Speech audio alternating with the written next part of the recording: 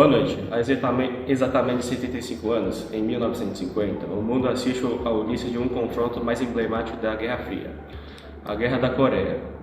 Um confronto que não só dividiu o país ao meio, mas também marcou o início da divisão econômica e ideológica que perdura até hoje, ao longo da linha da famosa Paralela 38. A divisão começou ainda em 1945, com o fim da Segunda Guerra Mundial. O norte da Coreia ficou sob a influência soviética e o sul sob o comando dos Estados Unidos. Em 1950, a tensão virou guerra. A Coreia do Norte invadiu o sul, dando início ao conflito que terminou 3 anos depois, com uma tênue vitória do sul e uma rígida fronteira estabelecida, o Paralelo 38. Hoje a diferença entre as duas Coreias é visível até do espaço. Enquanto o sul brilha com luzes e tecnologia, o norte mergulha na escuridão, literal e metafórica. Essas imagens de satélite mostram um contraste econômico.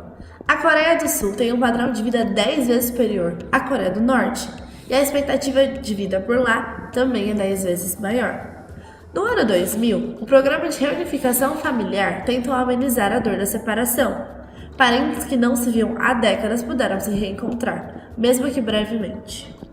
Mas o choque da realidade era inevitável. Um lado, uma democracia industrializada, do outro, um regime ditatorial onde a censura, a fome e a repressão era uma rotina.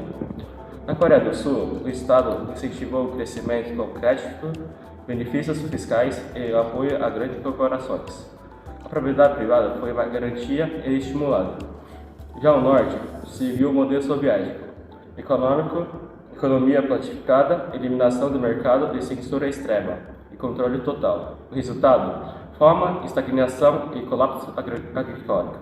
E a história da Guerra da Coreia não termina com cessar-fogos. Ela vive nas ruas, nos rostos, na economia e na cultura dos dois lados do paralelo. Hoje, 75 anos depois, o Paralelo 38 continua sendo uma linha que separa muito mais do que 2 territórios. Ele divide 2 mundos, 2 visões de Estado e 2 formas de organizar a vida e sociedade. E no próximo bloco, como está a expectativa para o próximo jogo do Brasil na Copa do Mundo? A escalação, os palpites e a análise da torcida. Tudo isso agora. Pô, só porque ia falar do jogo bem agora? Ah, mas nem começou ainda, pô. Você tava realmente prestando atenção na matéria da Coreia? Ah, mais ou menos. Coreia do Sul, Coreia do Norte, porque uma deu certo ou não. Não é só por causa do comunismo, eu acho. Não, é mais porque a Coreia do Norte, tem instituições muito extrativistas. Elas não deixam liberdade pro povo crescer junto, pro povo prosperar. E a do Sul, o contrário. Mais ou menos. Lá as instituições, elas ajudam, elas incentivam, elas são inclusivas. Elas ajudam você a estudar, a investir, a crescer e prosperar. O Estado ajuda, mas não sufoca, sabe? Ah, então tem mais a ver com as regras do jogo do que quem tá no poder. Isso, e essas regras vêm de longe. Depende muito de como o país foi criado, do que tá por trás dele. Se ele foi criado com elites que queriam explorar as coisas desde o começo. Depende muito de como o país surgiu, sabe? Você acredita que o Brasil tá em qual desses modelos? Cara, eu acho que a gente tenta ser inclusivo, mas carrega um passado muito extrativista, né? Então fica nessa de uma coisa que nunca muda. Então, é como se você fosse construir uma casa com um alicerce torto. Depois de construir, ela acaba dando problema, né? A base tá errada. Eu acho que quando a gente tem chance de mudar, sempre tem alguém com medo de perder o poder. É que nem um técnico quando não quer mudar no time com medo de perder a vitória. Nossa, se a CBF tivesse instituições inclusivas, a gente já seria campeão, hein? Só falta o técnico não ser extrativista com a substituição.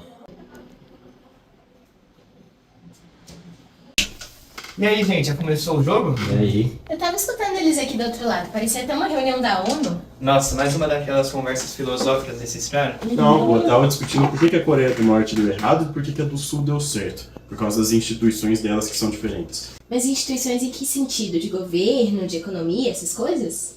Eu tenho um livro, Por que as Nações Fracassam? Os autores falam exatamente disso. Aqui, ó. Instituições econômicas e políticas, extrativistas e inclusivas. Tá, mas qual que é a diferença entre essas? Ó, aqui no livro fala assim: instituições econômicas inclusivas são as que garantem propriedade privada, incentivam investimentos, inovação e educação. Elas deixam a galera colher o fruto do próprio trabalho. Já as extrativistas concentram a riqueza e o poder econômico na mão dos poucos, bloqueando o acesso à mobilidade. Mas e as instituições políticas? Como que elas funcionam?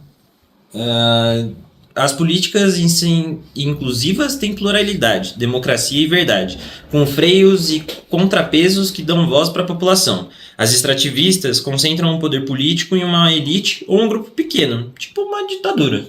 Pô, a TV não tá funcionando mesmo, né? Mas é interessante pensar como essas instituições afetam não só a economia no geral, mas o dia a dia de tantas pessoas, né? De gente como a gente. O problema é quando as duas são extrativistas, né? Porque daí é um ciclo vicioso. Quem tá no poder não quer mudança e não larga o osso. Eu fico pensando no quão difícil é mudar essas estruturas quando tem tanta gente com interesse contrário de só manter o poder do jeito que tá. Aqui no livro ele dá o exemplo do Congo, sobre o Mobutu. Tinha uma estrutura hipercentralizada e extrativista. A riqueza natural só enriquecia a elite. Mesma coisa no Uzbequistão, onde o Estado obrigava a população a plantar algodão para o governo. Então não depende só de ter o recurso natural, tem que ter o jeito certo de usar. Eu acho que muitas vezes depende do pessoal que está no poder. Se eles realmente querem mudar ou se eles querem apenas manter o controle.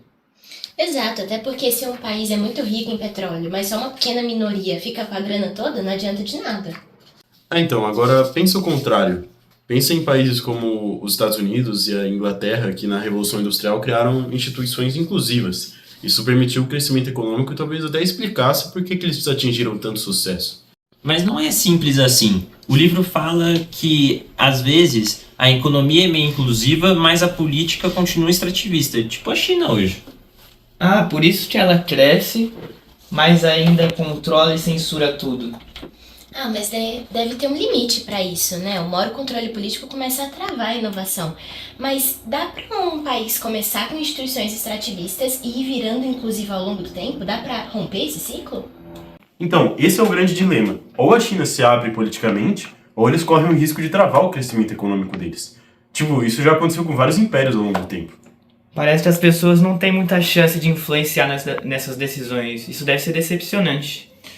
No fim, o que define o futuro de um país é esse equilíbrio. Se o povo participa, tem acesso, pode empreender e influenciar politicamente. As chances de prosperar são muito maiores. Agora eu acho que eu entendi. Então o sucesso ou o fracasso de uma nação depende muito das instituições que ela tem. Se são mais extrativistas ou mais inclusivas. Mas isso depende de decisões históricas, né? E às vezes um pouco de sorte. Será que o acesso à educação e à informação é o que mais ajuda a gente a conseguir essas mudanças? Porque sem isso não tem muito o que fazer. Verdade, mas só saber isso já ajuda a gente a não cair nos mesmos erros. Aí, olha o jogo lá, voltou!